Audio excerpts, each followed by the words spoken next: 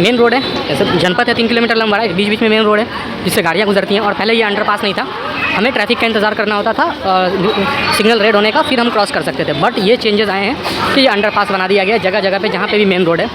कई जगह पे पहले जो यहाँ फवारे हैं कुछ पानी के लगे हुए दिखाऊंगा, उसमें पास करने का आर पार जाने का नहीं था, उसमें भी अब ब्रिज टाइप का बना दिया गया है। कुल ऐसे 18 ब्रिज बनाए गए हैं, 5 या 6 अंडरपास बनाए गए हैं। तो ये सब चेंजेस आया है सेंट्रल विस्टा प्रोजेक्ट में। बाकी जो बिल्डिंग बनी है, पार्लियामेंट हाउस बना है, वो अलग है। सेंट्रल विस्टा के अंदर ये इस तरह का ब्रिज बनाया गया है। ये जो वाटर बॉडी आप देख रहे हो, पहले इस पर कोई ब्रिज नहीं हुआ करता था। आप इस पार है तो उस पार जाने के लिए आपको पूरा मेन रोड जाना होगा, फिर जाना होगा। तो 16 इस तरह के परमानेंट ब्रिजेस बनाए गए हैं। सामने फवारा देख रहे हो और इधर हमारा इंडिया गेट शान से लहरा रहा तिरंगा इस पर। तो 3 किलोमीटर का डिस्टेंस वाई वॉक कवर करने के बाद बीच में रुका था एक जगह पे भेलपूरी खाने के लिए, और फिर भेलपूरी खा करके मैं आ गया हूँ इंडिया गेट पे। ये वो जगह है जिसको कहते हैं इंडिया गेट, और जो नहीं जानते हैं उन्हें बता दिया जाए, इंडिया गेट बना था सेकेंड वर्ल्ड वार में मारे गए लोगों को ट्रिब्यूट देने के लिए। ये इंडिपेंडेंस में जो हमारे इंडिपेंडेंस स्ट्रगल था उसमें मारे गए लोगों के लिए नहीं है, उनमें शहीद हुए लोगों के लिए नहीं है, बल्कि ब्रिटिश राज की तरफ से सेकेंड वर्ल्ड वार लड़ने वाले बहादुर सैनिकों की याद में ये मॉन्यूमेंट बनाया गया था। इसमें इस पर पूरी हर जगह ना नाम लिखा हुआ है। शायद मैं अगर करीब जाऊं और दिखा पाऊं तो दिखा दूंगा। उन सैनिकों के नाम लिखे हुए हैं, शायद 80,000 84,000 कुछ सैनिक हमारे शहीद हुए थे, जो कि यूरोप की धरती पे उनकी याद में इस इमारत को बनाया गया और उनके नाम को लिखा गया। पहले अंदर में एक अमर जवान ज्योति जलती थी जो हमें उनके शहादत की याद दिलाती थी, लेकिन अभी सेंट्रल विस्टा के प्रोजेक्ट के पार्ट के तौर पे उसे हटा कर कहीं और शिफ्ट कर दिया गया है। इसके आसपास में बहुत सारा फवारा लगा हुआ है, जैसे आप एक ये देख सकते हो तिरंगा। पीछे आपको आवाज़ आ रही हो तो यहाँ पे डेली कुछ ना कुछ प्रोग्राम चलता रहता है, यहाँ बैकएंड में चल रहा है।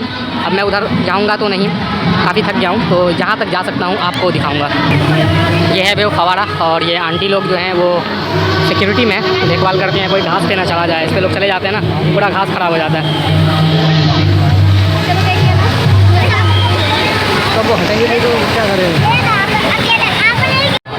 क्लोज शॉट है ये इंडिया गेट का। ये काफ़ी ऊंची इमारत है, मैं गेस नहीं कर पा रहा हूँ कितना होगा, 80 से 100 फुट होगा, आई डोंट नो, मैं उतना गेस भी नहीं कर सकता।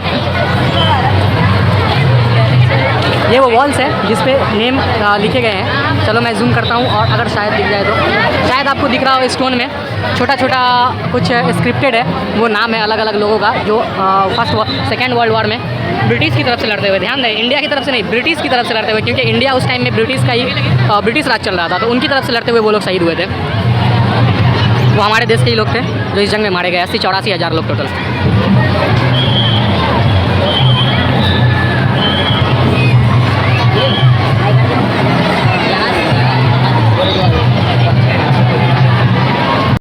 ये है हमारा front view, main view India Gate का। आप जितने भी फोटोज़ वगैरह देखते होंगे वो ऐसे ही कुछ दिखता होगा।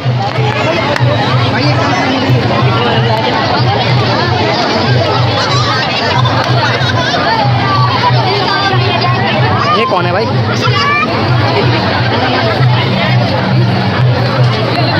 ये राजपथ इसी के दूसरे एंड पे था राष्ट्रपति भवन, जहाँ पे अभी हम आए हैं, और ये पहला एंड जो कि इंडिया गेट। पीछे सुभाष चंद्र बोस की जो महान फ्रीडम फाइटर थे उनकी प्रतिमा लगी हुई है। अभी इसे बनाया गया है कुछ 30 फीट ऊँची 32 फीट ऊँची प्रतिमा को, और ये अभी सेंट्रल विस्टा प्रोजेक्ट का ही पार्ट था, ये पहले नहीं था, अभी बनाया गया है ये सब। So thank you so much. अब मैं निकलता हूँ यहाँ से, काफ़ी थक चुका हूँ और मेरा टाइम हो गया है घर जाने का। तो फिर मिलते हैं अगले वीडियो में आपसे किसी दूसरे डेस्टिनेशन पे।